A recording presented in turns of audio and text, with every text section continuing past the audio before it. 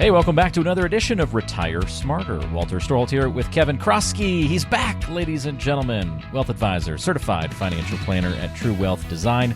Tyler's got the week off as we bring Kevin back in for a fun episode. And although I was a little taken aback when I saw the headline for today's episode, Kevin, you sent it over to me, and I said, "No more Tina. What happened to Tina?" I thought we were going to be mourning the loss of someone, but no, that's not exactly what's happening on today's episode. Welcome back, my friend. It's good to talk to you once again.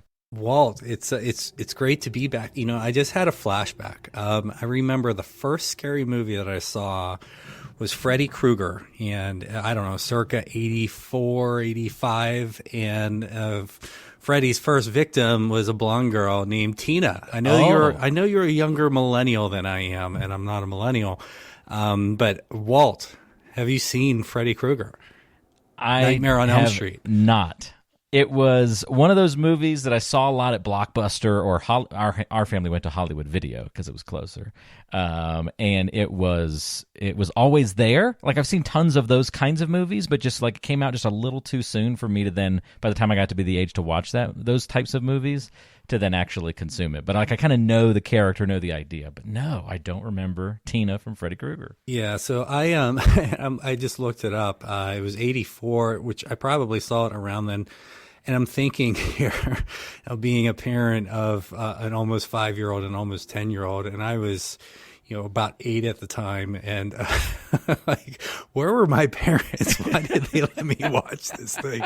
Or did they? They probably didn't let me. I probably, who knows? But I remember after I watched it, we didn't have much growing up, and my basement was. My bedroom was in the basement of our house, and the basement was partly finished. And after I saw that movie, I just remember having to walk through the unfinished part of the basement to get upstairs. And it creeped me out. And I thought Freddy Krueger was hiding in the unfinished part of the basement. And there was like a cold cellar and all kinds of like creepy stuff that you had in a circa 1940s home that wasn't, the nicest. And the light switch did not work at the base of the stairs. It only worked at the top of the stairs. So that's right out of a movie plot. Yeah. For many months, I got quite a workout just sprinting up those stairs to get the hell out of there. I love it. For me, that was taking out the trash for me. It was always that long, we had a long driveway, and it was that long walk out to the end of the driveway, and then feeling like something was coming for you, and then sprinting back down the driveway to the house. So I don't know what movie that would relate to, but that's my creepy stair, come up the stair story. So no more Tina. So Tina. So Tina has been a more popular saying, at least kind of particularly pre-2023, but there is no alternative. And as I researched it, apparently it's been around for hundreds of years, and it's been made popular by politicians, but it was used to really talk about the stock market because bonds were near 0%. So it was kind of a way to justify, like, hey, where are you going to put your money? You can't leave it in cash. You can't put it in bonds. You're not going to get anything there. Stocks, there is no alternative to stocks. And here we are in kind of mid 2023. And we just got done doing some updates to our portfolio strategies. And when we do that, we write a client letter, kind of detailing our thinking and what's changing and why, and just giving some general commentary. But, this idea about Tina really kind of, came to mind. I don't think I used it in the paper or in the client letter that was sent out. But I figured that's what we talk about today, just, kind of the state of the market, kind of an investment update, not really looking so much backwards, but, more so present. And then, nobody has a crystal ball. We're not trying to say that, this fund, and we won't even talk about specific funds for compliance purposes. But, we'll just talk about, where things sit in the market and maybe where you're likely to get compensated well for risk, and maybe some other places where you aren't. So we'll see where it goes. I'll try to keep it high level, not get too far into the weeds. For clients that are listening, certainly we did post that client letter to your client vault. If for some reason you're not using it or don't have it, just send us an email. We'll be happy to get it to you. And of course, for any of those non-clients, any of the stuff that we're talking about investment-wise, this is just purely for education. For our clients, we give advice, and we're certainly responsible for that. But but those are very customized relationships. We certainly know a lot about our clients, and this is just two guys talking, right? Well, it's been a while. Right. Yeah, we'll change the name of the show. Two Guys Talking. I kind of like that. Right. New idea. Well, maybe we won't, but no, we'll keep it with Retire Smarter. I like that. It's the tagline now, though. Two Guys Talking. Two guys talking. There you go. So real high level. So again, I guess we should always start with, why is this important? And you think about some of the whys. The show is, I believe, I know I've been gone for a while, but I still believe it's entitled Retire Smarter. And, money is a tool. It's there to support who we are and things that we want to do. It's not just kind of a means to an end. So for the vast majority of our clients, we have financial life plans for them. We understand what their lifestyle is, what that costs them to live. We understand those expenditures that are more or less important to them, knowing that, in fact, if we did have to cut back for any reason, certainly we would not cut back from the needs, but more from the discretionary spending.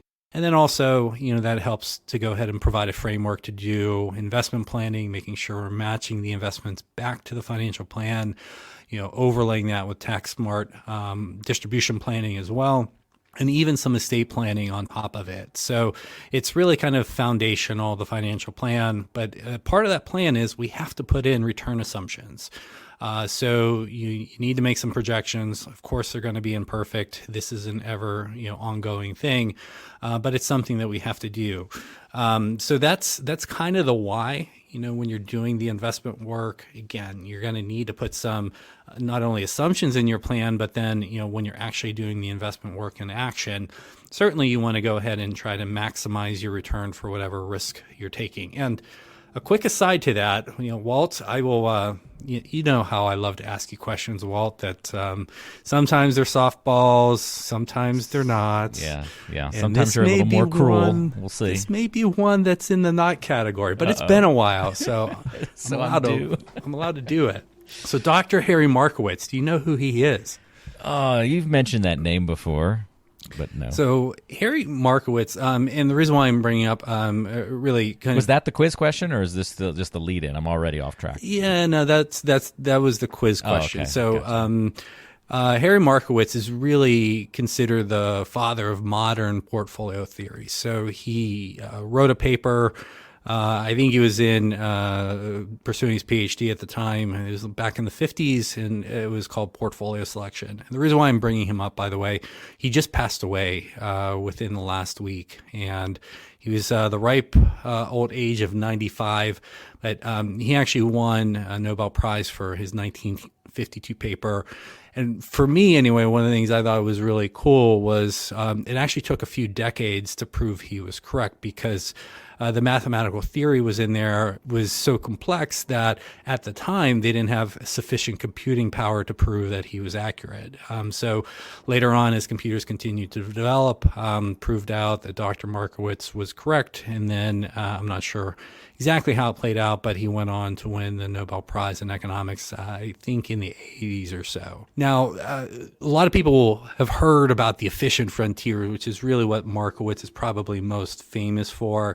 For Harry, it was really about, this efficient frontier and creating a portfolio, and him having a mathematical framework to go ahead and do so where, for whatever given level of risk, you're really optimizing your return. And you can kind of solve either way for risk or return, and that's kind of the efficiency of the portfolio and the efficient frontier. So that's what he's most known for. He really was a giant in the field, and he made significant contributions. And just it's pretty cool to come up with a theory that, okay, I think I'm right, but it took me a few decades to actually be proven right. So I'll have to wait for computers to be invented to prove me right. Yeah, that's kind of like a really thing to stick your chest out over. That's impressive. You got it. So here at True Wealth, anyway, we think of asset classes in kind of three very broad buckets. So I'll start with kind of the simpler, if you will. We call them preservation assets. So it could be cash or higher quality bonds. So we know that, and Tyler's talked about it on the podcast. I talked about it back when the banking fiasco was really kind of front and center in March. Rates have certainly gone up. And when you look at cash or other cash-like investments, we're getting paid quite a bit today. And a lot of people, I'm sure, have heard about this yield curve inversion. So, Walt, I heard about it in the news all the time. Yes. Curve inversion. What is the yield curve inversion? High level. Walt's words. It's the normal yield curve, but inverted the other way. Ooh, that's a little fuzzy wuzzy, I'd say, Walt. So I did ask for it in Walt's words. This could be a new section for the Walt's show. Words. Well. I like Walt's it. Words. I like it. So normally I'll use it this way. So you go and you get a mortgage. I think most people have had a mortgage. And when you go to the bank and say, hey, Mr. or Mrs. Banker, I need a mortgage. And they come back and say, okay, Walt, here's a 30-year mortgage and here's a 15-year mortgage. Now, Walt, what can you tell me about the difference between a 15-year and a 30-year? Which one is generally higher? The higher interest rate typically is going to be the 30. Yes. Ding, ding, ding. Good Sweet. job. So that's normally how the yield curve is. As you go out further in time, there tends to be more risk, and thus there tends to be higher rates. Right now, and not just right now, but it's been for a while, it's just gotten, has quite an amplitude right now where you actually have this inversion, and you have short-term treasury bills, just a couple months in duration, paying north of 5%. Meanwhile, again, and as of this recording on June 28th, this is kind of when I'm talking about these markets and these rates, you have a 10-year U.S. government bond at about 3.7%. So we think of that as kind of a term premium if you go out to 10 years. And if you just subtract those two numbers, you basically see that there's a negative term premium for owning a 10-year bond compared to a few month government bond. So about minus 1.4% to be exact. Just kind of like, why would you go for the longer term if the shorter is paying better? Yes, and so there's kind of a decision matrix where you could look at that, and definitely your rates would have to fall quite a bit, at that 10-year level for those 10-year bonds to give a total return. And I don't want to get quickly getting down the technical rabbit hole here, so I might have to go back to Walt's words in a moment. But total return is just your income return, which is your interest in the term of bonds. It could be your dividend income in the terms of stocks, plus the price change. Whether something is going to increase or decrease in price. And so you could have, in theory, you could own these 10-year U.S. government bonds.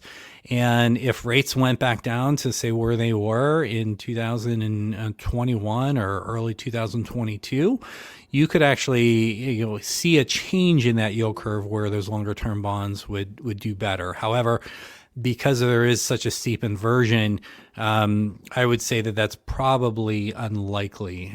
Also unlikely, at least right now, because of some of the inflation that's still out there, not just in the U.S. but also in other countries as well. So right now, generally, you're getting paid very well to be in these, I'll call them cash-like investments, T-bills, cash-like investments, same thing. And we'll kind of use that as a building block. We'll use that and we'll come back to it when we talk about appreciation assets and stocks in a little bit. But in short, there's really only two components that drive returns in preservation assets or fixed income. And that's term, which we just spoke about. And again, everybody just experienced that term risk in 2022 as rates rose. And if you had bond investments, you saw that price component of your total return went down, and it went down a lot more and provided total negative returns, even though those bonds or other yield-based investments like that did have a positive income return.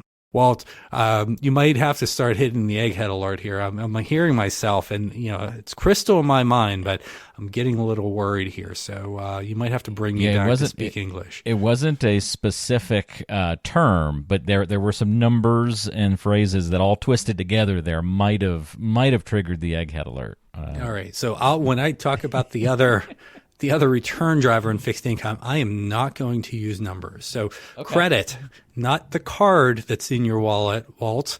Credit this, but I guess it could be related to your credit card, because if you didn't pay your bill, then you would technically default on your credit. So there you go. So credit is really the risk that companies, whose bonds you may own, default. And so while term was really kind of the risk that was very present in 2022, credit was the risk that manifest in 2008 with the financial crisis.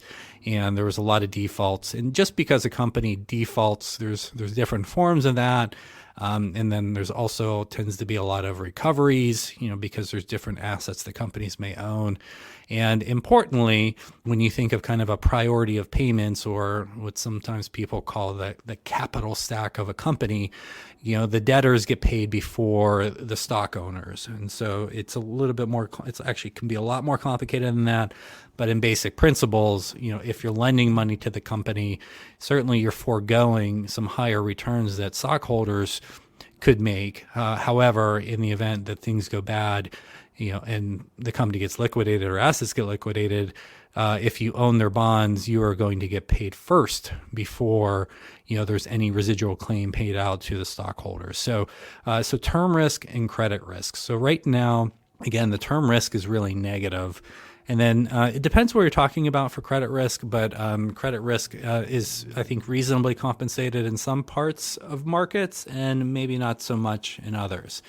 And the thing with credit, too, is when you do have a bad equity environment like a 2008 or just a general equity market sell-off, those credit securities often look a lot more like equities. So if you think of kind of the old wiggle factor, as I like to call it, or kind of standard deviation, how things kind of move around, a lot of times you can look at these corporate bonds and they're like, oh man, that's nice. Oh, higher yield than government bonds. Okay, give me that. And then when it hits the fan is really where, that risk is presented, and those credit securities can be marked down quite a bit. So those are kind of some high levels in the preservation category. But right now, in general, at least within our category, and again, more details in the client letter, but we really like, kind of the short-term component because there is a negative term premium, and there is some credit components, that we like. However, we're kind of exposing ourselves to those in another asset class. So kind of short-term high quality, I guess, is the way that you could say, what we are preferring at the moment within the preservation category. So I know bonds are maybe a little bit boring, but hey, if you can get more than 5%, that's not too shabby. And we think we have some creative ways that we're doing it, which we outlined in the client letter as well. So, Walt, before I put a button on preservation, any questions or comments, buddy? No, I do need to get a new sounder made, just like the egghead one, for wiggle factor for the next time you come back on the podcast, because I feel like that's becoming a go-to mention for you. So I'm glad we got a wiggle factor mention in the show today. Very good. Yeah, there you go. The wiggle factor, rather than volatility or standard deviation, wiggle factor sounds a lot more fun. So I got to try something when I'm talking about these boring investment updates to keep people engaged. So there you go. I'm doing my best. So I did go back while we were talking, and episode 85 we did in November 21, and the title of it was What's a Conservative Investor to Do? So kind of in the Tina vein there, hey, rates are low, times are tough to be a conservative investor, what do we do? And I talked about that then, and that also coincided with a client letter that we wrote about some portfolio strategy changes that we were making. And one of the things that we talked about at that time and allocated to was something called, it's more private credit. And on a high level, ever since the financial crisis, a lot of the lending has moved out of the banks and into these private markets or other sort of lending markets. And that's, candidly, it's happening even more. We talked in March, Walt, with the whole Silicon Valley Bank. And then also at the same time, the concern was about, well, hey, these regional banks, not only do they have, some of the same sort of stresses that Silicon Valley Bank has, but they got this commercial real estate. Oh no, some of the malls are failing. People aren't going back to work. What's going to happen to some of this real estate? And oh yeah, these regional banks lent money for this real estate. What's going to happen to the regional banks? So there's been a shift really over the last at least 15 years, maybe a little bit longer, where you're seeing a lot of banks get out of the lending business unless it's to the really big companies. And so when you look into the private credit and what we will call kind of a subsegment of that in corporate direct lending, these are more kind of the middle market companies that are out there that the Citigroups, Bank of America, JP Morgan really aren't lending to. Long story short, right now, if you look at the yields on these, and again, I'm not talking about any specific fund, I'm just looking at kind of an asset class in general, the yields are close to double digits. What I have in front of me, a report from JP Morgan, has kind of the yield around 9%. And then these credit investments will actually use, some borrowing, so they'll use some leverage. So if you put that all together, you're seeing net yields higher than that 9% and into the low double digits. Now, like I said, with credit, when you get into an event like 2008, and it doesn't have to be that bad, it's just kind of more of an extreme example of a credit event. But inevitably, some companies are going to go, out of business. You are going to have some losses. And even though you're going to be collecting on some assets that are there, you may not get back dollar for dollar. So there could be some losses. And I think it's reasonable to think that, hey, the loss ratios for these funds could even be a little bit larger on a go-forward basis than what they have been, in part because the borrowing costs are a lot higher. So as rates have moved up, these are floating rate instruments. And so when I talked about this with you in November 21, Walt, the yields at that time for those markets were closer to like around 7%, which may not sound like a lot today, but back then, the 10-year U.S. bond was probably, I'd say 1.6% or so. So rates have gone up quite a bit. This asset class in general has performed very well over the last couple of years. We've talked about this in other client letters that we've written. And even though the rates are higher and these higher borrowing costs are putting stress on the companies because they have higher interest expenses, it still looks like even after expecting some additional credit losses on a go-forward basis, it should still provide some pretty attractive returns. So for us, while we're kind of decreasing credit risk in the preservation category, what I'm talking about right now is kind of in a hybrid category. We call it our diversifying assets. And these could be, private investments. It could be, like what we're talking about from a lending standpoint. It could be private real estate. It could be other assets too, where, maybe traditional stock or bonds, but they're maybe used in a different sort of strategic way. We think about this as a hybrid between stocks and bonds, maybe like 30-40% risk of stocks in the balance in bonds. So this is kind of where we put private credit. But long story short, we've owned it for a few years. We've been very happy owning it. Our clients have been very happy owning it. We're actually increasing our allocation to it.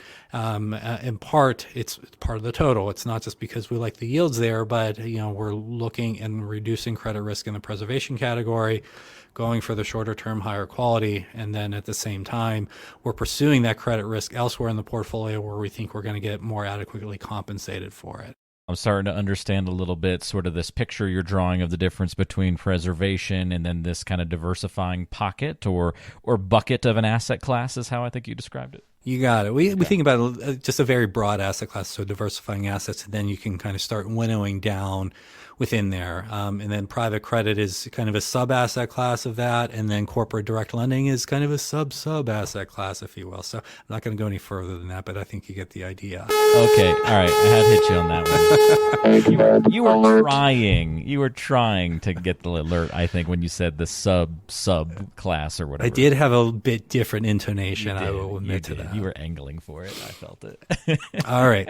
So the third bucket, the one that everybody as well. What about stocks? So we call these appreciation assets. So not just stocks for us, but it could be private equity. It could be public real estate. A lot of people don't know if you own a REIT, a real estate investment trust, say through like a Vanguard or Dimensional Fund Advisor sort of mutual fund or ETF wrapper.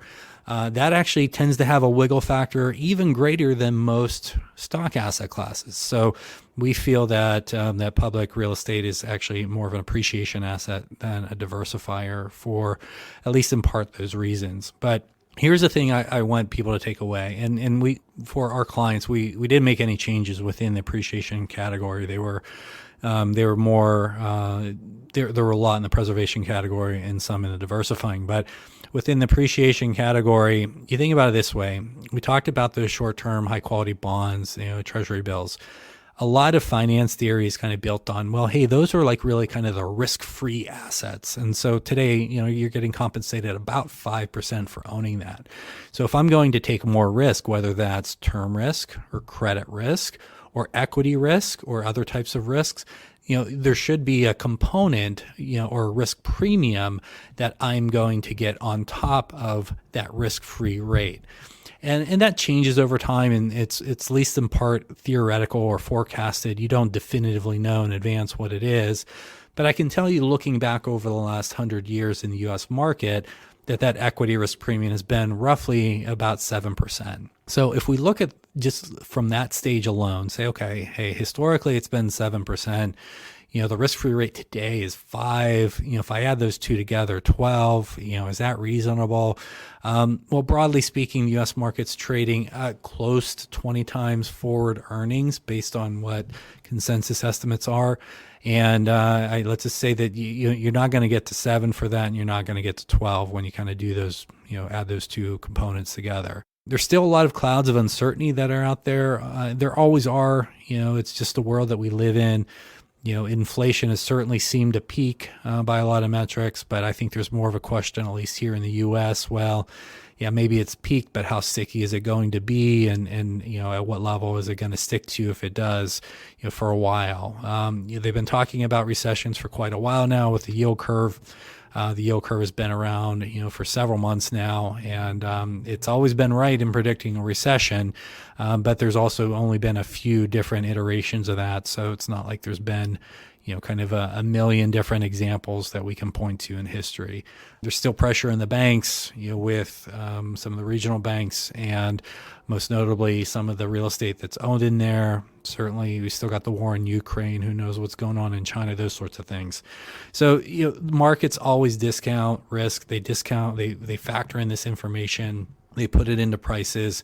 If we go back just a year ago, and if you think about some of the headlines, that were related to Europe after Russia invaded Ukraine, it's like, oh my gosh, look at all these energy issues. What are the Europeans going to do when winter comes around? Like, oh my gosh, it's going to take years. It's going to be, essentially a depression in Europe. And then, you have a lot of innovative countries and companies, and they move quickly, and the winter wasn't as bad. And some of these known risks turned out not to be so bad. And European equities have returned more than the U.S. looking back over the last year. And so it's one of those things where, you don't necessarily have to have like great news to get good returns. Things just have to be less bad.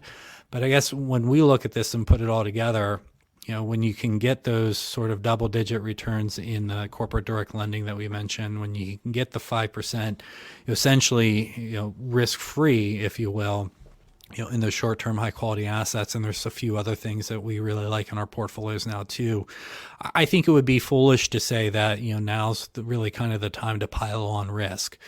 And when we talked back in, kind of when the world was still shut down 3 years ago, and things were like so uncertain. I remember back then we wwent from like, hey, we're doing the podcast twice a month to like, hey, things are changing so quick. We got to do this weekly so I can talk to our clients. And it was scary back then, but those scary times are often the best times to invest because all of those risks are kind of factored into the market and beat down prices, and people behave irrationally. And we kind of leaned into it then. And for clients, we said, hey, and certainly this was all financial plan driven, but for those that had risk capacity, we ended up recommending increasing risk at that time. It was scary to do it. Obviously, in hindsight, it's turned out to be a good decision.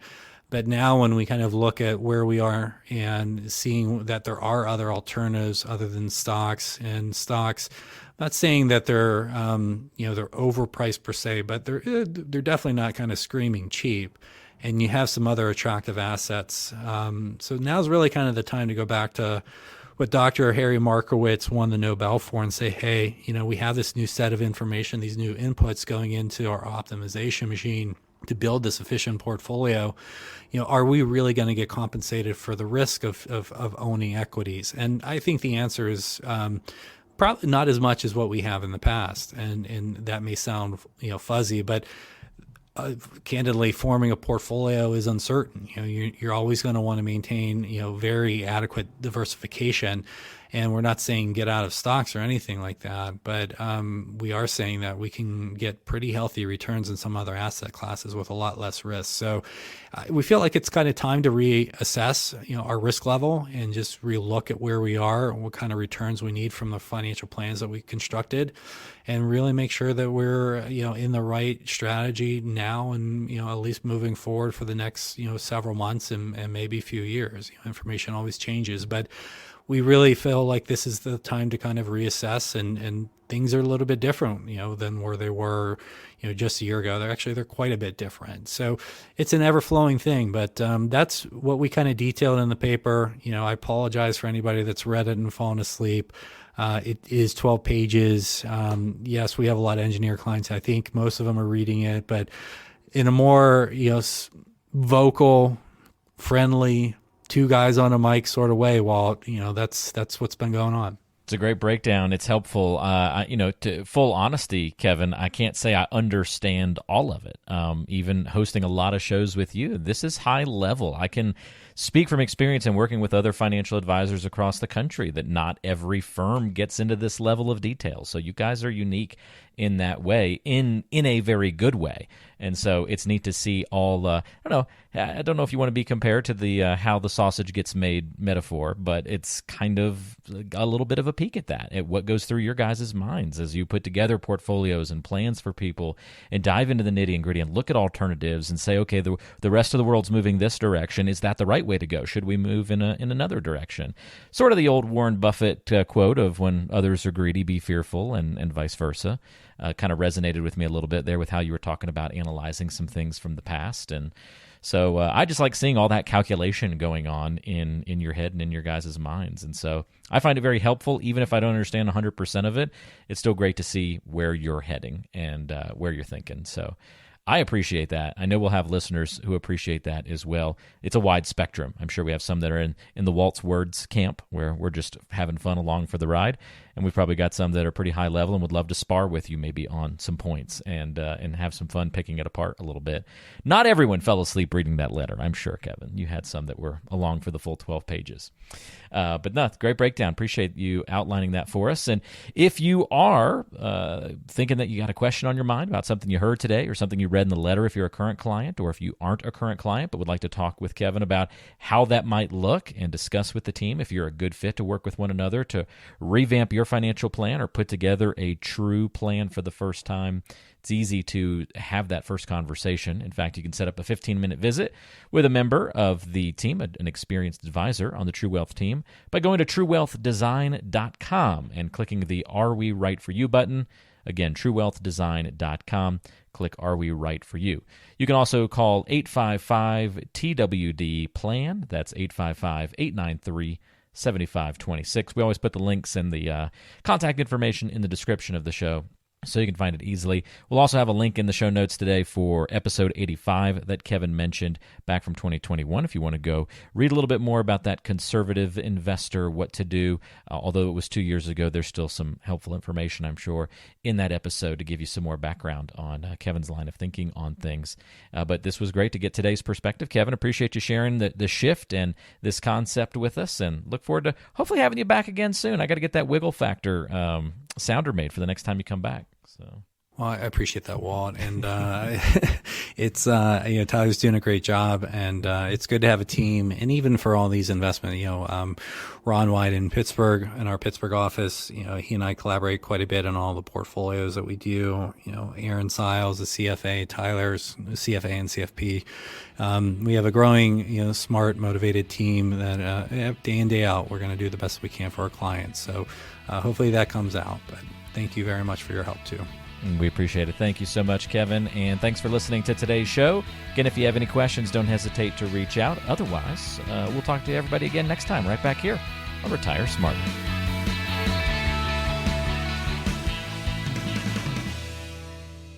Information provided is for informational purposes only and does not constitute investment, tax, or legal advice. Information is obtained from sources that are deemed to be reliable, but their accurateness and completeness cannot be guaranteed. All performance reference is historical and not an indication of future results. Benchmark indices are hypothetical and do not include any investment fees.